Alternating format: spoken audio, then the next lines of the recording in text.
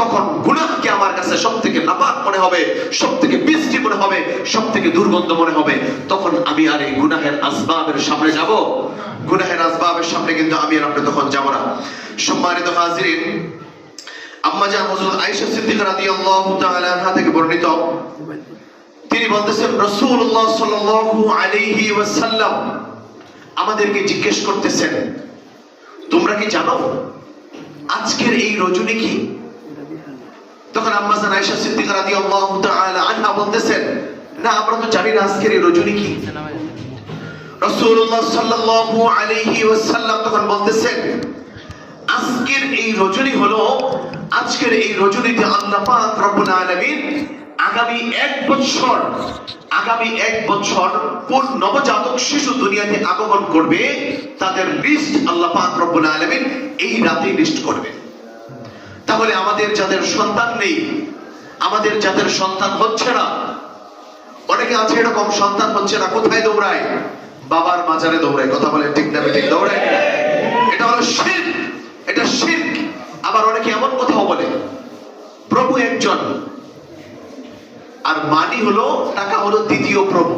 এটা কিন্তু বাস্তবে সে বিশ্বাস করে কথা বলে না, কিন্তু মস্কারা করে বলে মানি হলো, টাকা হলো দ্বিতীয় প্রভু, টাকা ছাড়া কিছুই চলে না।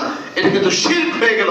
এরকম শিরক যদি কেউ করে তাহলে তার জন্য জান্নাত হারাম, জান্নাত হারাম, জান্নাত হারাম। এই কথা কিন্তু বলেও বলবেন না। কেউ যদি বলে তাহলে বলবেন এটা হুজুর ফতোয়া দিয়েছে, এটা শিরক।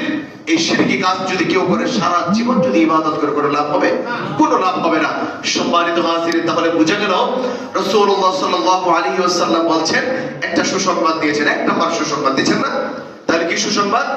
এই এক বছরে আল্লাহ পাক রব্বুল আলামিন কোন নবজাতক শিশু দুনিয়াতে আগমন করবেন সেটা লিস্ট আল্লাহ পাক রব্বুল আলামিন এই রজনীতে করবেন।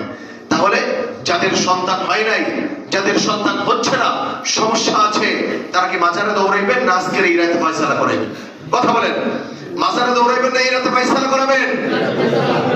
যাক, আল্লাহ পাক রব্বুল আলামিন সকলকে কবুল করেন। সকলে বলেন আমিন।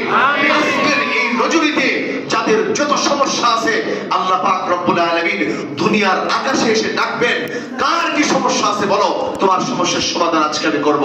যত সমস্যা আছে, যত চাইতে পারো আজকে চেয়ে নাও, যত চাইবা ততই দিব, যত চাইবা ততই দিব। তাহলে এক নাম্বার বললাম সন্তান। দুই নম্বরে আল্লাহ পাক রব্বুল আলামিন আজকের এই রজনীতে এটা ফিক্সড করবেন, এটা লিস্ট করবেন। এই এক বছর, আজকে কয় তারিখ? 15ই শাবান। আগামী 15ই শাবান পর্যন্ত এই এক বছরের মধ্যে তারা দুনিয়া থেকে বিদায় নেবে। দেখেন আমাদের চোখের সামনে